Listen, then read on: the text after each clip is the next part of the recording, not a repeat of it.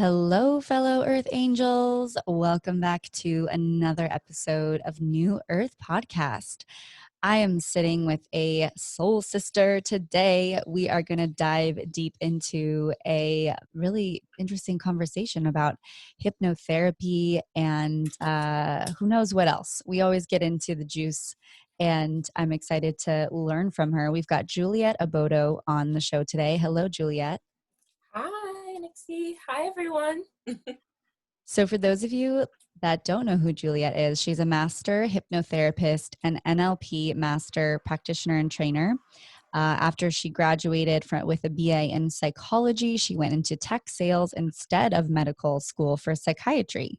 After 10 years in corporate, she left to run her own design agency and a business funding startup. Running two six-figure businesses led to severe burnout. I'm so familiar with that. During her search for a cure, she rediscovered the NLP and hypnosis. So she began to coach other stressed out business owners. Oh my gosh, people need this so much. And wanted to make more impactful transformations, which led to her certification as a master hypnotherapist and NLP practitioner, and studying for her PhD in clinical psychology with a focus on ancestral trauma. So can you believe that's you? Isn't it often interesting, like hearing Yeah, the it's side like, of wow, the head? That's me. wow, I'm doing a lot. It's amazing. I love that you focus on ancestral trauma and really understanding like the brain essentially and the subconscious mind. And I'm familiar with some tapping, but not so much the hypnotherapist side of it. So I have lots of questions for you today. Before we get into the deepness of the show, I have some intro questions that I would love to ask you. Lately, I've been really connecting to spirit through like animals and plants. And I'm curious if you've had any specific plants or animals that have like landed in your path or anything that are speaking to you right now. Yes, actually, deer have been speaking to me since the pandemic has started. And it's like, actually, the past 3 weeks, I hadn't seen a deer. And then I was like, wow, am I still on the right path? And then I went out in the morning and the deer were like hanging out in the driveway. It's like, hey. There you are. I was like, okay, wow, all right.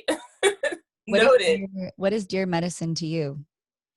It means that to trust myself. They always show up when I feel a little shaky on my path, or if I'm not, or I'm trying something new, I'm not sure if it's the right thing. And they always show up and they're like, yeah, all right. And then they go about their business. And so I get like a head nod and then they go away. And Yeah. it's just so interesting whenever they show up or whenever I see it. If I'm not in a wooded area, it's always like maybe online, or someone will have like a deer tattoo. And it's just been wild since I've opened my mind to it, since I've asked for answers that way, like to make sure outside of myself. Because and in the back of my mind, I know it's okay, but like my gut and like everything else should be aligned, so then it can fully come to fruition versus like shakiness and like back and forth. I can show up in my full energy. Yeah, and I love that you also said too, even if you're not in nature, you see the signs through a tattoo or through someone posting on Instagram. I think that's really important too, because some of us aren't maybe like don't live by deers, and that there is spirit like speaking to us through a lot of different ways. And I think that's important that you kind of brought that into the space to recognize that and open our eyes everywhere, not just Yeah, in because specific nature. it's yeah, 100%. Even because I was actually in LA last year, so at that time my sign was an orange butterfly. Because even like on the iPhone, they don't have orange butterflies. It's like a blue butterfly. So it wasn't, so I could just like, just orange butterfly. I always saw yellow, blue, but never really orange.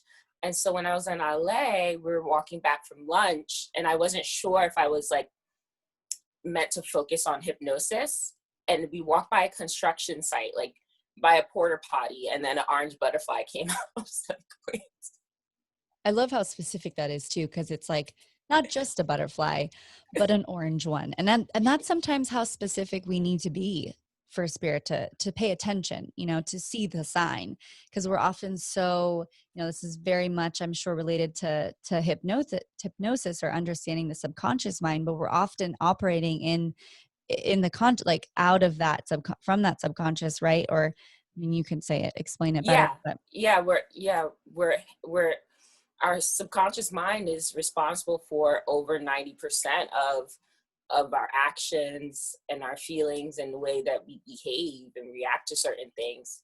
So the fact that it was like, maybe the orange butterfly could have been there, but the fact that I was on that frequency to notice that's when you know that you're not only shifting your outer circumstances, but you're shifting internally as well, mentally. Like, you have a new mind and a new frequency.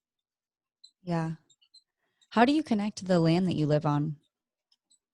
So I go for daily walks. I was just telling you, like, I just discovered, like, I have a lot of earth in my chart.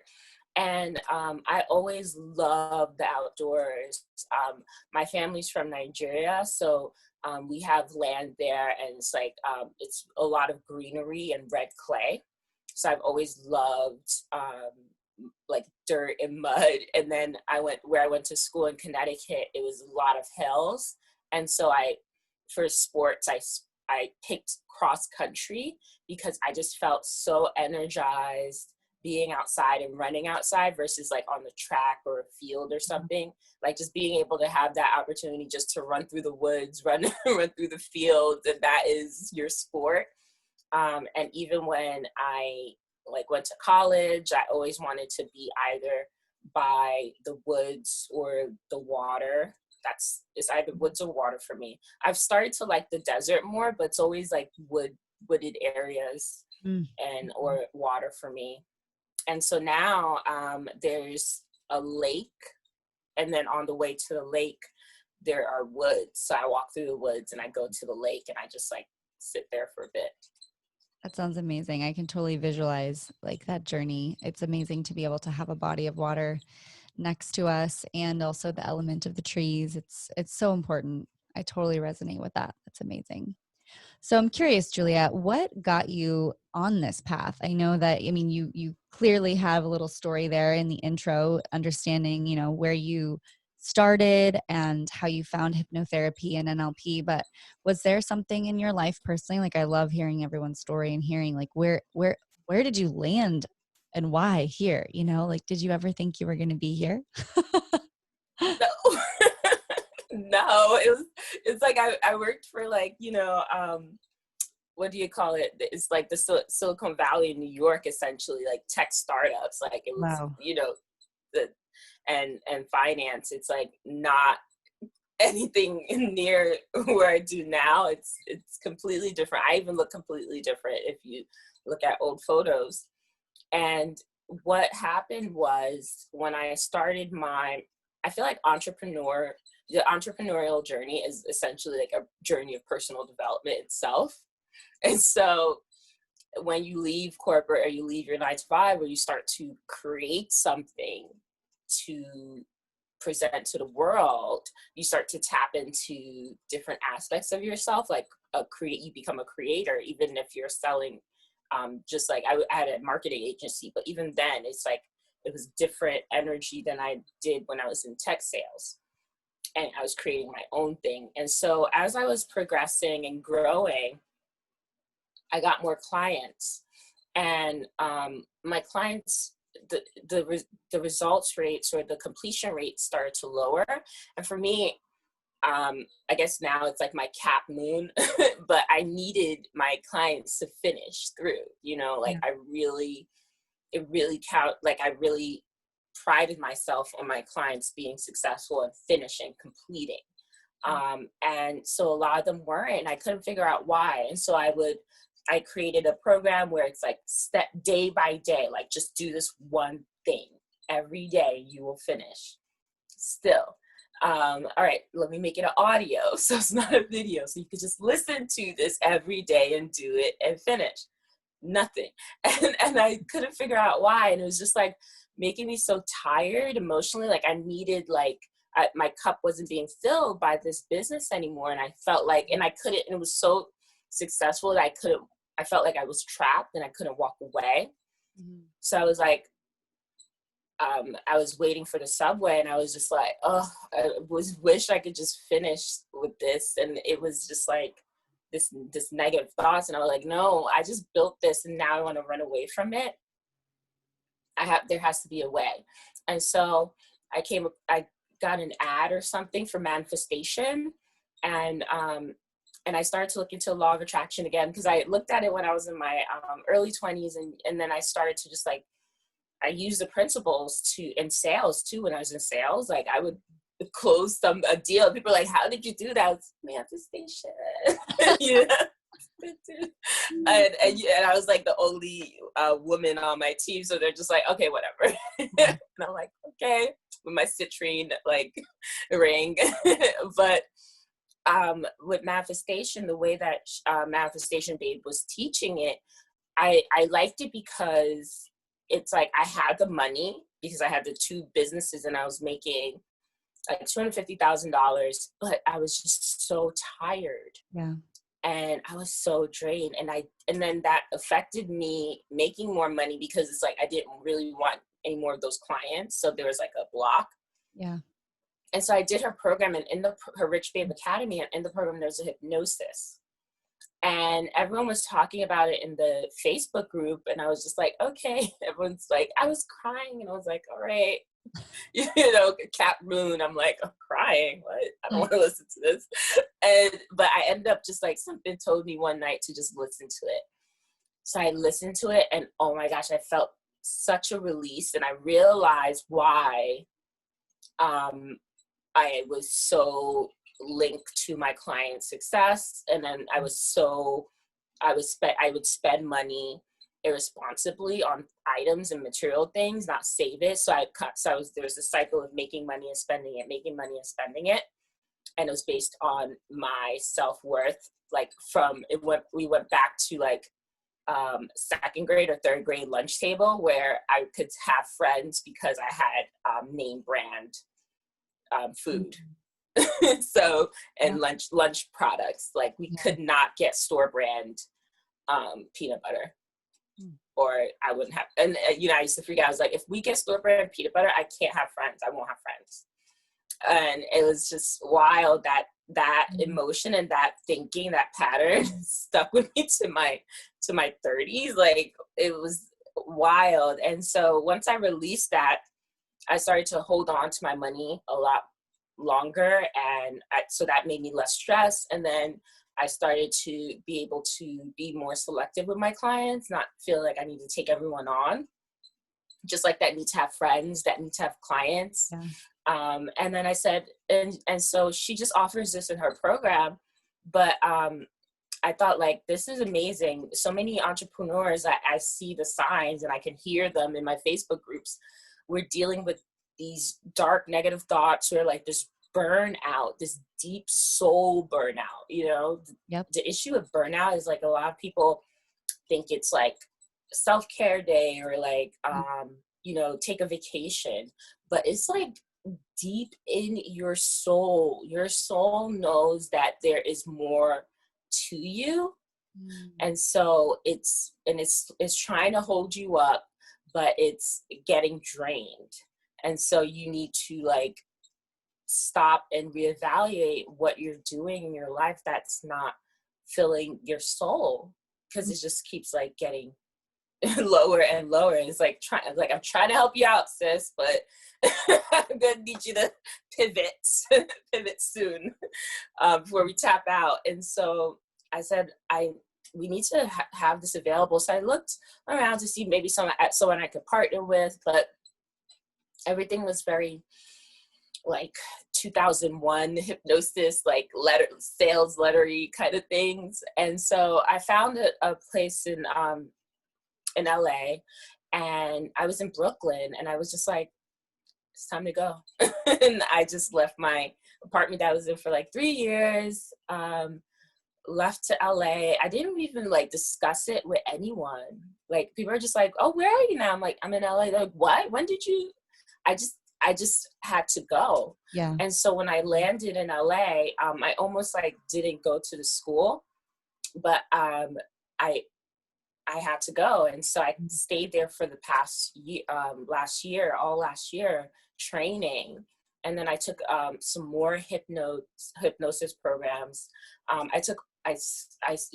obsessed with it, honestly. Like, I love it so much. Like, I watch documentaries. I'll read every book on hypnosis just for, like, oh, are you studying? No, just love it. And it's so fascinating. And then, so now, all of that created, like, I was able to kind of see the gaps in certain methods, see what methods methods work for certain people. And then I started to customize my sessions based on the questions that people ask me, like your human design, your life path number. We do Myers-Briggs, but I'm switching to Enneagram.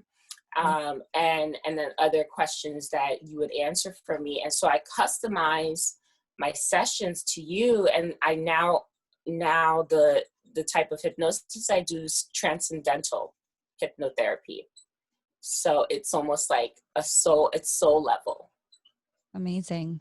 Well, I love hearing about your journey. It's really inspiring always to just kind of hear those take the leap into this like spirit world. I can fully relate to, being burnout, running 6-figure business, and I'm totally letting go of that right now. So, I mean, I heard the signs as they were there for a while, and I feel so free and so alive and so much more creative and focused. And, it's such a difference when we pay attention, but I think when we first have to know what it is and why we're kind of staying in this cycle, right? And I think a lot of that has to do with the stories that we tell ourselves, and then once we're clear, it's like, oh, I'm good. Like a lot of what I feel like for me was like healing through my relationship with my father through the last business I had. And now stepping into, I'm like, okay, I'm like fully here to be free and be anything I want to create. And that's a hard thing to step into because it takes a lot of work. So I really relate to that. And I love that you're putting your hypnosis in that. I think entrepreneurs definitely need it. And, we all, to some degree, we all need to know what's going on in that subconscious mind and have an awareness. So, Yeah. you recently did a Instagram live, and it really caught my attention. And it was called "You're Not Racist, Your Brain Is," and how racism is and the subconscious mind. And I'm really curious to hear about this because this topic obviously is very much dear to a lot of us right now. And I've often got questions, about this, being someone who is white, and it's just like, how do we navigate through this? But understanding on a subconscious level is very intriguing to me. So I'd love to kind of dig into that and hear what that means for you, how you have found that some of these issues that are deeply rooted, from racism to environmentalism, all these things are actually in our minds. Yeah. Because it's like when we're born, and everything that we see the world as now is a suggestion, and we accept it to be true. And so when we're younger, we start to, and you can see little kids, and you can see like people, I think, with celebrities and influencers being like canceled for tweets and stuff that they said when they were like 16, 17, like you see it all like come out.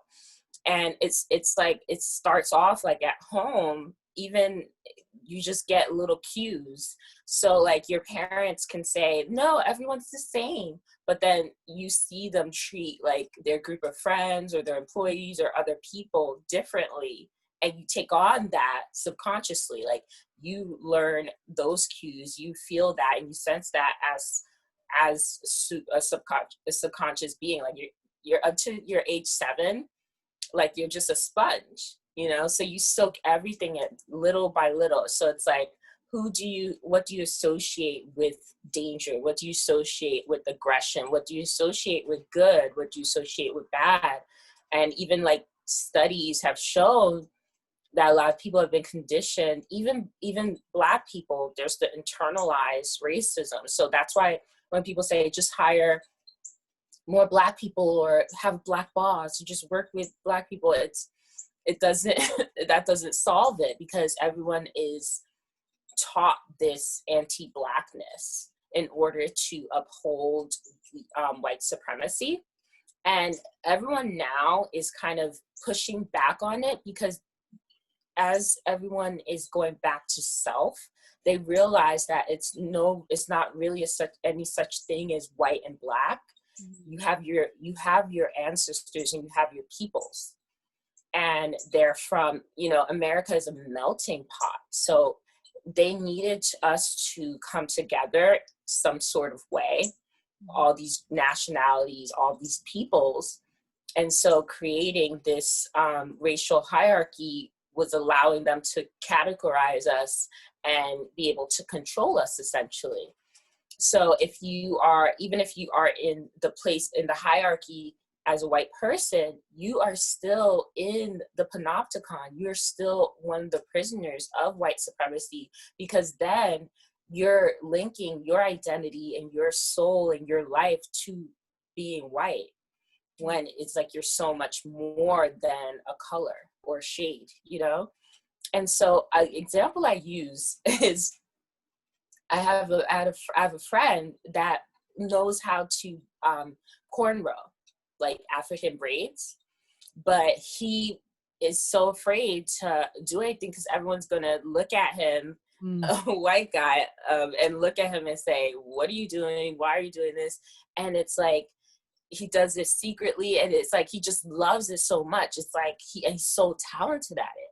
So, and then on the other side, I have a black friend that trained to be a prima donna ballerina, and it's like people just, her talent is there, and it's like, oh, you're so amazing for a Black woman. It's right. Always for and so it's just interesting that you have these natural gifts, and you have these things that you are here for, and you want to experience and give these gifts to others, but we're all limited based on the amount of melanin that you have in your skin, which is wild. And it's something that we were taught. And you look at the history of the US, because a lot of people don't realize that with racial hierarchy, it's linked to capitalism, right?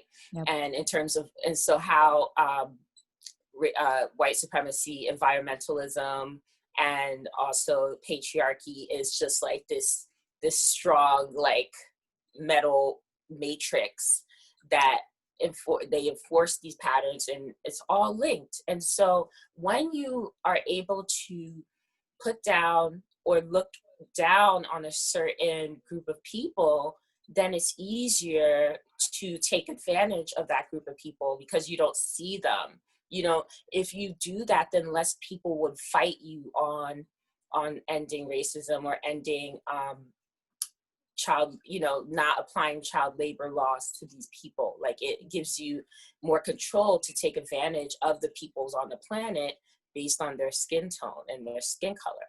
So if you raise people, if you start this now, and they have started, you can see with the educational system in the US and in the UK as well, how they whitewash a lot of history, like what they did to the native peoples of the US, and how, we have a holiday based on the, slaughtering of people, and we're like, yeah, turkey and stuffing, and this is something that we just learned, just like, so instead of that emotion of, and I remember I used to look at Christopher Columbus as like a hero, like, what? Like, what is this? Like, it's just so that, if that's not brainwashing, I don't know what is. Like, people tell me that they're afraid of hypnosis. And I'm like, beloved, you're brainwashed already. You've been hypnotized since you're 5, since preschool. And that's how it starts. Like we start to draw the turkeys, we start to read about Christopher Columbus, we start to read about all these things.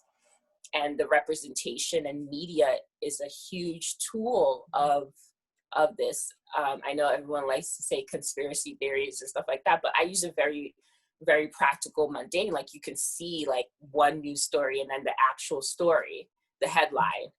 News headlines create emotion and create the bias. So when you read the story, you're using that headline to gauge how you should feel. And and because they have to go through such lengths to brainwash people or to condition people to think like this, that means you're not that way naturally. And since you're not that way naturally, we can release and free you from these patterns of white supremacy, these patterns of of capitalism, like real extreme capitalism. All these patterns, you can be released from them because they're not really natural to you. These wants and these desires, they can fall away to reveal your true wants and your true desires, because we start to think that they're needs when they're really just wants, and they're really like wants that were installed in us, Right. And you can see like with people that have children, that just have children, and they're like, okay, go to school, and they just had children because they thought, yes, I have to get married and I have to have kids. I have to. Why do you have the have there? Where did that have come from? Where is that from? Who said you have to, right? And it's just, and then how everything is skewed. So if you don't have kids, then you're selfish. But if you do have kids and you don't take care of them, that's still okay. It's like, wait, why is everything so skewed? And so it's real. So you can see that when you're able to send this conditioning out and have these people apply these patterns, repetition through preschool, kindergarten, first grade, second grade, third grade, fourth grade, fifth grade, sixth grade, all the way to college, and then you put them out into the world to uphold what they were taught.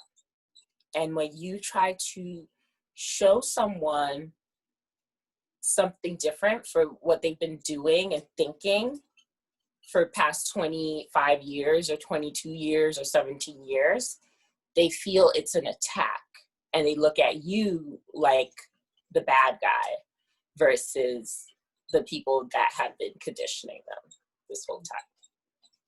Yeah, it's really incredible to just think about the ways in which we are so easily not just swayed, but it's almost as if us stepping into a more sovereign space within our minds and knowing, what is our true desire? What is it that I want, not what is it that society wants? And I generally live a much more alternative lifestyle than most. And so I even face oftentimes questions around some of the things and some of the ways in which I choose to live. And I love, though, and I invite all of you to challenge yourself in this, because you never know where that story is coming from. And I think the healing journey, at least in my experience, has been a lot of identifying those stories and rewriting them based on what we really want.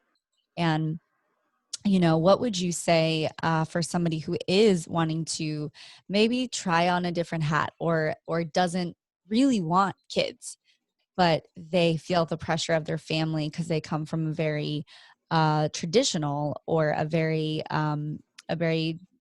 closed-minded, let's just say, family, and they want to step outside the box but don't know really how? How would you advise someone to do that? So I would have them do the future pacing. It's like, if you follow what they want, where will you be in 10, 15 years? Will you be happy? Like how will that play out? Because right now it makes sense. It seems easier to just listen, But at the end of the day, it's your life, and and everything falls back onto you. And so then you think about, what if you didn't listen? How would your life play out then? How will it really play out? Not how they kind of like threaten you, like, oh, you're going to end up in a nursing home. Most people in nursing home have families still, it's like, wait, they have families as well. So you start to so when you see the difference between the two, then you ask yourself, which would you prefer? If it was your last, in 15 years, if it was like your last day on earth, which one would you prefer? And go to that one. And I think, if anything, 2020 has taught us is how life is really just can change like that. And based on how you're living it now, where do you want to be in 10, 15 years? Or would you even be content with your life ending right now, today? Would you be okay, how you've led it, instead of continuing to think about the future? Start now. Find your happy now. Find your solace now. And then think about when you've said no before to people, because I know it's since, if you're thinking about this now, you've probably started to say no to certain things, like little things. And how good did that feel? Imagine how that's multiplied for something that you truly, truly care about, that's important to you. How do you feel that self-actualized leadership is the key to integrating anti-racism with light work? So I've noticed, because I did diversity and inclusion in corporate, and I started to see more of that for the entrepreneurial space coming in. And I saw a lot of non-Black coaches sharing the resources and things that they're doing. And then I saw some light workers were just weren't sure where they should go, what they should do, because the messaging behind a lot of the anti-racism workshops and the diversity inclusion workshops don't really align with the light workers' principles. Because for light workers, when they say, I don't see color, it's because you do see color, but you're energy healer, for example. So you're like, I have always, see people differently. So as a light worker, this is when the way that I see self-actualization is that you are able to become more inclusive intuitively. Interesting. So when your clients come to you, it's an energy of devotion versus an energy of obligation. Because the Black race or people of color are not monolith, right? So you're not going to be able to call in everyone, but you'll start to call in your true soul aligned clients from different backgrounds, and you'll recognize them because you really shifted how you see the world into because now you're looking at it from 4D or 5D versus 3-dimensionally. So I must put together this questionnaire in order to be able to provide and hold space for people. It's no, I put together this questionnaire so I can better know you, your wants, your values specific to you, and really, really be able to hold space for you at a deeper level, and to understand your experiences as a human, and then fulfill your needs as a soul. So when you are self-actualized, this need to know and understand the different backgrounds of people and their human experiences allows you to take it and look at it without fear or guilt, and be open to changes, be open to criticism without taking it personally. And then it's almost like you feel compelled to ask these questions, compelled to seek this knowledge. And when you're doing that naturally and subconsciously and from the heart, then you don't have to worry about activism fatigue or burnout, or white fatigue or burnout. Like a lot of people, when the George Floyd protests began, people started to like wake up and realize that they needed to do more. But it's like they spent the week like learning and doing all this stuff, and then I know that a lot of people were tired at the end of it, because this is something that this is part of their minds or part of their hearts that they never really activated before. And so they felt like really like drained and tired after it. And even for Black people that were used to kind of like hiding or being able to put that struggle in the back burner because of a different socioeconomic status, for example, they even were like, oh, man, like, can I go back to ignoring this? Like, you know, like it was so much easier. And so when you look at it like it's not something that is an obligation or that you have to do, that's just part of your life, and you do it every day easily and openly, and it pours out into your business, it pours out into your personal relationships, how you interact with the world, how you communicate with others, and it becomes natural. It's not becomes natural, it's like you return to being natural. It's easier because you shed all the conditioning. The reason why you're tired is because you were shedding a lot. It's not because you're taking on stuff, it's because you're taking off stuff. So that fatigue is really just you starting to use muscles that you didn't use before. And you know what happens when you start to work out using those muscles? They're sore, but then you get stronger and you're healthier and you're better and you're more optimized. So with self-actualization, people start to see it as working that muscle, building that soul muscle, and returning back to your natural state.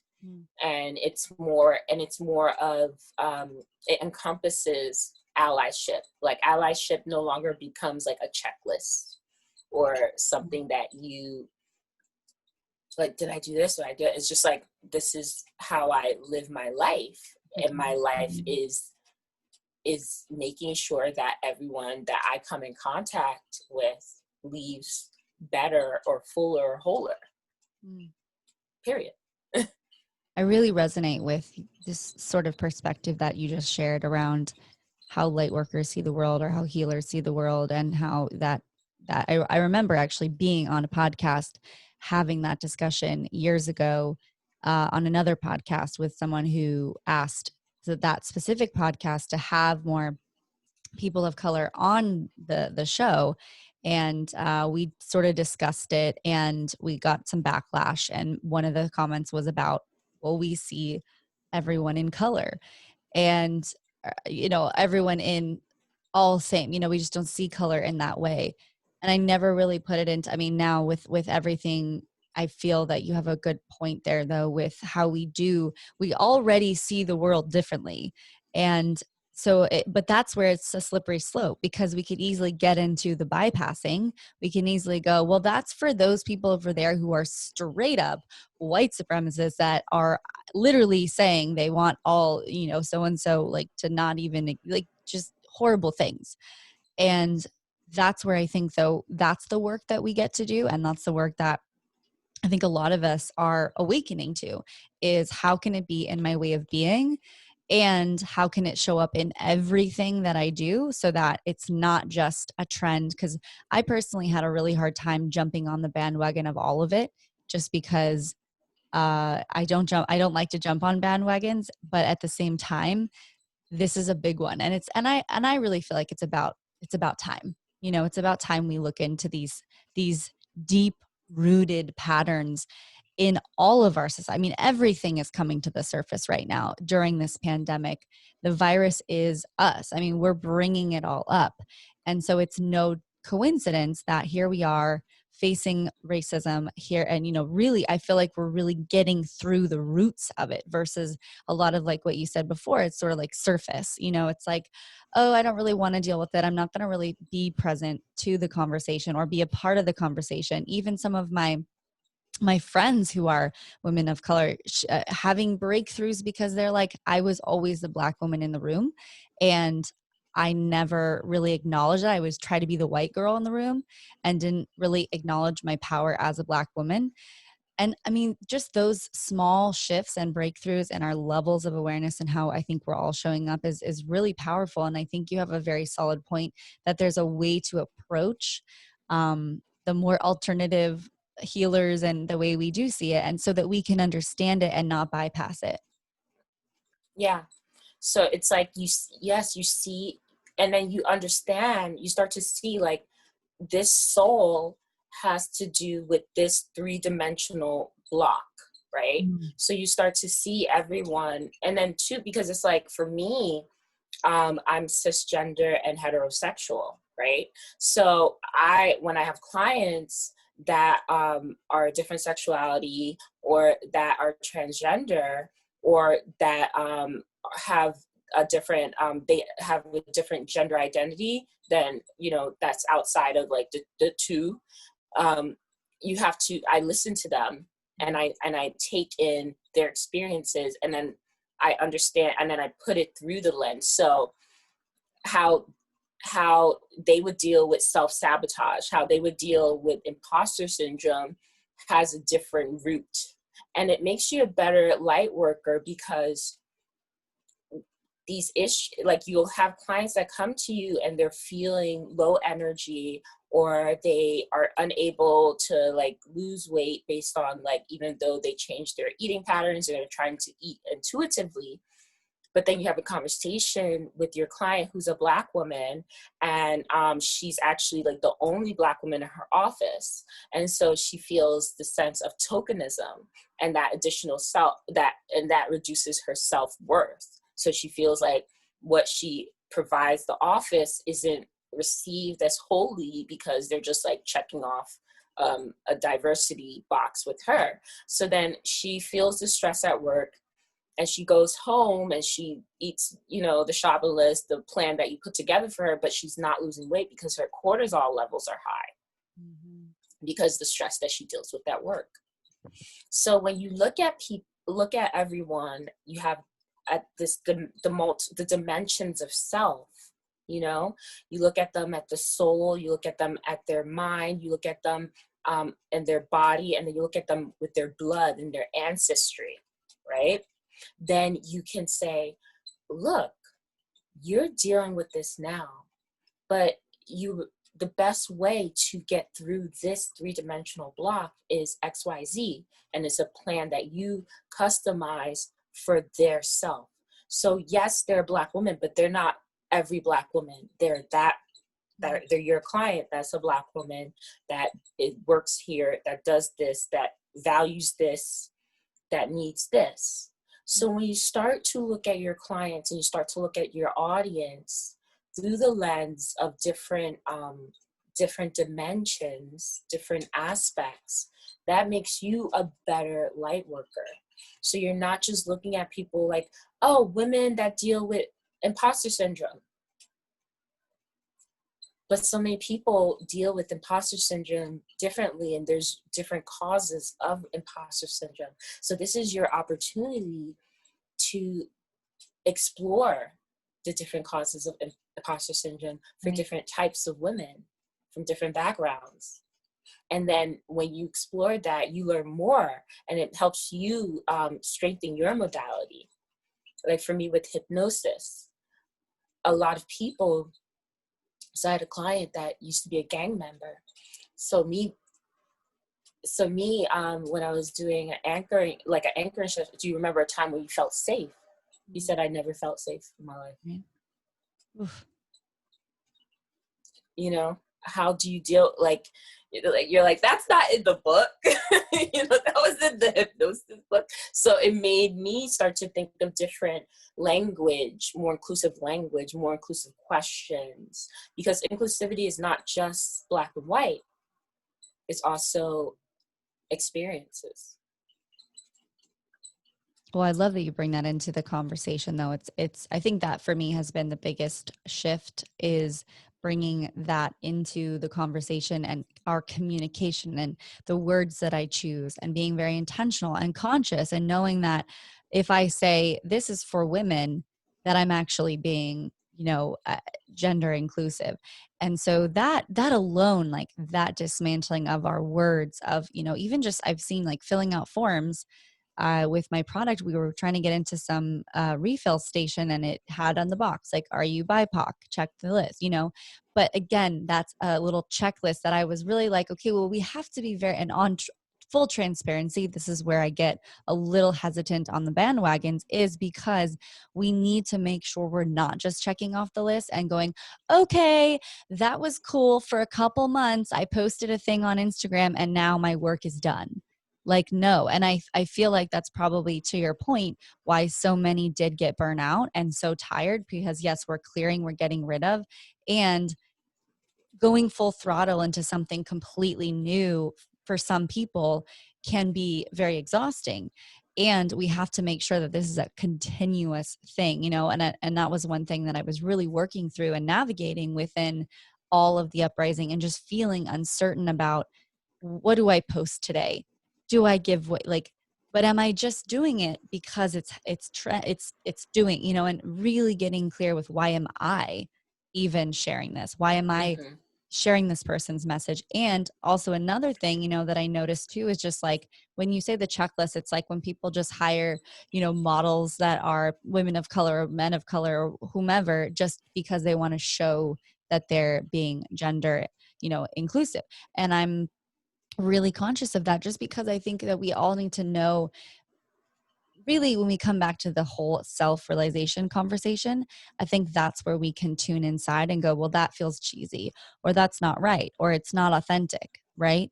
And I Mm-hmm. think my biggest thing around this is just that it comes from an authentic place, and not from a place of just trying to, like you said, I love that you said, like, check off the box. Yeah.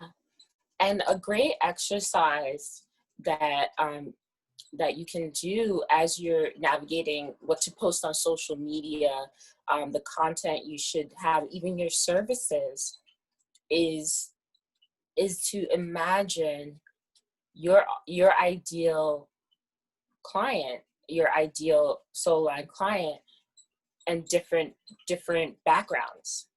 Like, how would my aligned client look or feel, or what would they think as a Black woman? And this is when you really need to start to lean into your empathic skills, your empathic energy and gifts. Like, Yeah. really tap in, like take a moment in the morning and say, what can I send to my people? With self-actualization, you start to see human race as one big family. But you know how with a family, like, the youngest needs something, might need more responsibility so they don't become spoiled. The middle child might need more attention so they don't feel like they're forgotten. The oldest might need a break because they've been taking on a lot of your responsibility. So you think about, it's like, what do my children need from me? What does my family need from me today? And so you may want to post on the most recent. It's like, I feel like I need to highlight my family in Mexico, and how femicide rates are so high. I need to talk about that today. I need to talk about the most recent shooting for my family that identify as Black, because I want them to know that this isn't something that we just focus on one protest or one thing. And it's like, we are still here, and we are still aware, and we're still working. It's like, what do I need to say to my family that identifies as LGBTQA. And what can I say to them? Or even, focus, and with the LGBTQ, it's like, that's also like not monolith as well. So I could talk about what my lesbian clients may be dealing with right now in terms of certain things that they're fighting for. I could talk about what my transgender clients are focused on, what's happening right now, and then also offer them a new perspective. As a leader, this is your opportunity, is to help them, guide them to making sense of what the media is feeding us. It's like, I know that you heard this story, but how about looking at it this way instead? How about understanding? It's like, do you think that this is really the case?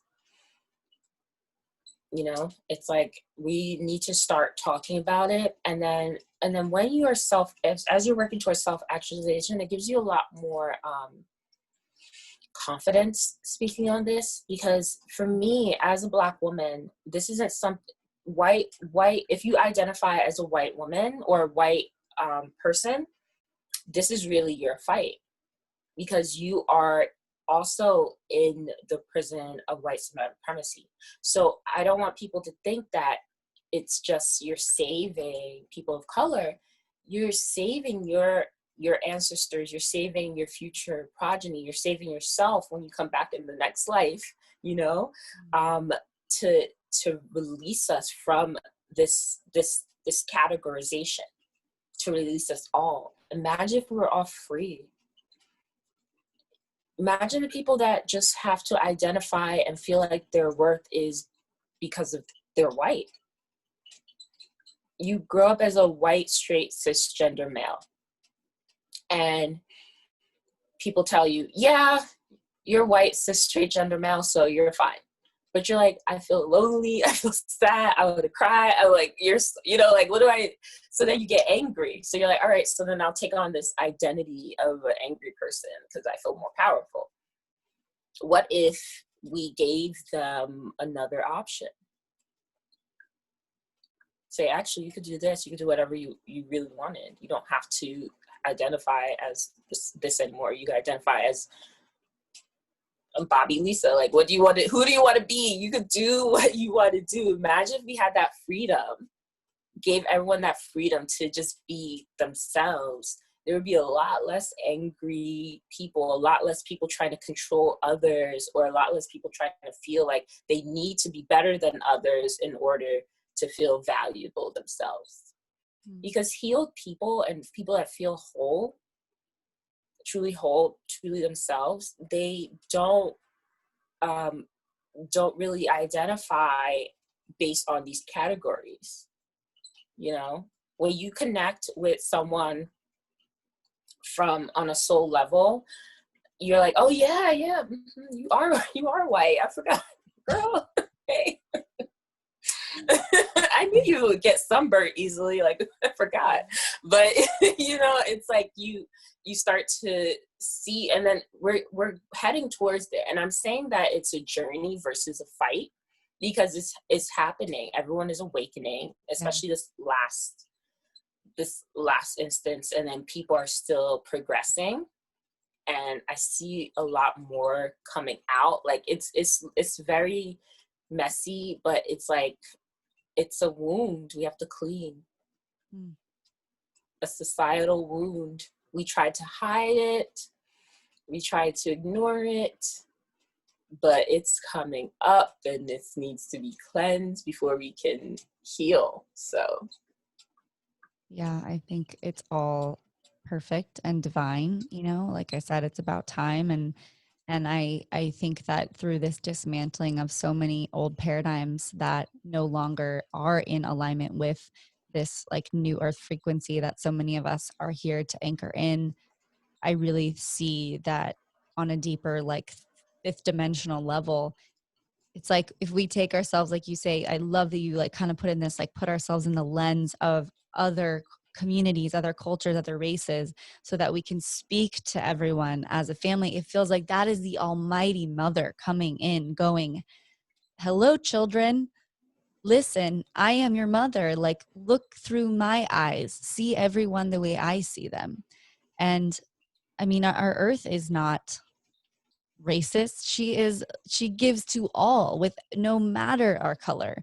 And I think it's really important that you put that in the space of identifying as a white woman, and how that can get entangled in feeding that white supremacist story, and also how it can really set us free from that identification. And I've always been one to, like, honestly struggle with labels, because we all have, it's like we could come up and say that we're vegan or we're this and that. And sometimes I feel like that puts us in a cage, and now if we're talking about true freedom and who we really want to be in our fullest versions, maybe one day I want to be vegan, maybe the next day I'm paleo, like, and I think that there is some freedom there, and maybe not everybody, and there will be maybe some controversial comments on that. But I do think that, we're here to challenge the status quo. We're here to really be like disruptors of everything that was set before us. Otherwise, why would we be here right now? Exactly. And so just taking on that energy, taking on that extra work, understanding and looking at from that lens, it will give you so much more freedom. And people now are being more discerning on who they follow. Mm-hmm. They sense the authenticity. Yep. They're sensing what's real and not real. So as long as you stay true to yourself, and true to your purpose and your mission, and always think of them, they'll feel that. You might mess up, receive the lesson, and keep going. That doesn't mean stop. It's like, okay, now I know, so I'm getting better, because I feel like some people receive criticism and now they're like, oh no, I just need to know. It's like, no, that means that you're doing deep work. You wouldn't receive criticism if you just showed a black square, if you just posted a black square. It's like, all right. That was easy. Yeah, that one was done. So yeah. Amazing. Well, this conversation really has me motivated and inspired, and like lit up to just continue these super powerful conversations about some of these issues, and to go there, and to be open, and to really hear and listen, and sit with all of these issues that have been, like you said, under the rug. We've had a Band-Aid on, and now it's like, yeah, it's uncomfortable. Healing isn't always easy, when we have these wounds, or we are scraped up, it hurts. But it, like you said, it can't be healed until we really identify and acknowledge and give it love and give it nourishment. And I think that's what, at the end of the day, we all crave. So thank you so much for being here. I have a couple more questions for you before we wrap up the show. For those that are kind of curious about working with hypnotherapy or NLP to maybe, let's say, dismantle this everything we've been discussing here through racism, or even just their own limiting beliefs, how would you say they should really get started? So they should check out my YouTube channel. I have a playlist about hypnosis and about the subconscious mind, so I make it digestible. And since it's a journey that I recently took like 2-3 years ago, it's not something, it's still fresh on my mind, and the questions that I sought, and needed, I answered them with video, like I know, like hypnosis and religion, brainwashing, can I be hypnotized, does it really work, like do I need hypnosis for everything in my life, like and then you can also test yourself to see if you can be hypnotized. I have a group healing session that you have access to for free. You can join the healing session and feel how it feels to be hypnotized. Wow, amazing. I personally have never been hypnotized. I don't think, right? I know, right? You're like, do I? Well, maybe, I don't know. I know one of my old lovers was a hypnotherapist, so maybe when I was like sleeping, who knows? But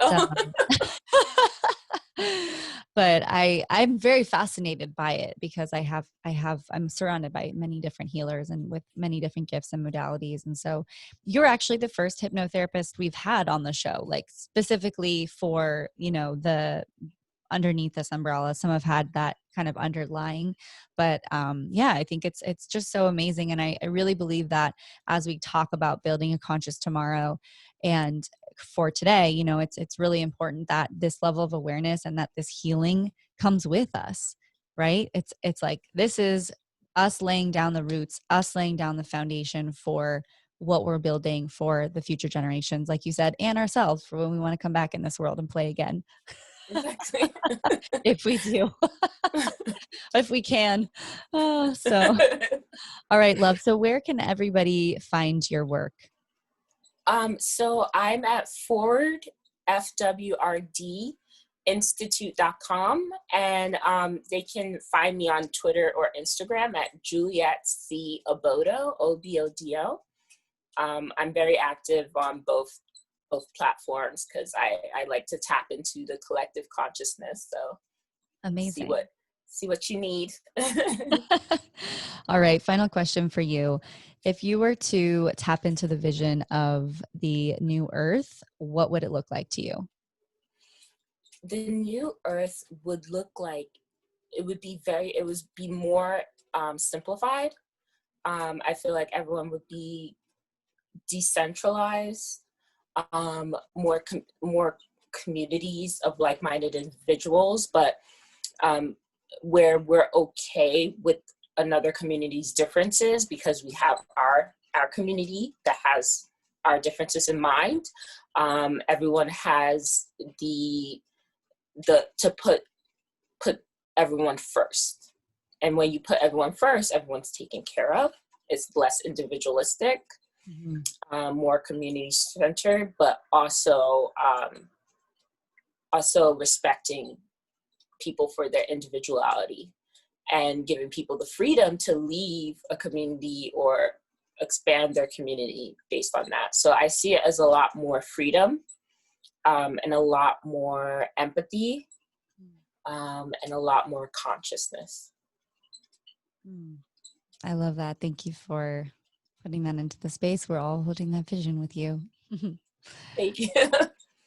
All right, brothers and sisters, I love you so much, and I'm very grateful for being here as always. And thank you so much, Juliet, for coming on the show. It was such an honor to chat with you and get to know you on a soul level. And I'm sure we'll talk soon. Bye, everyone. I will see you next week. Bye, Juliet. Bye.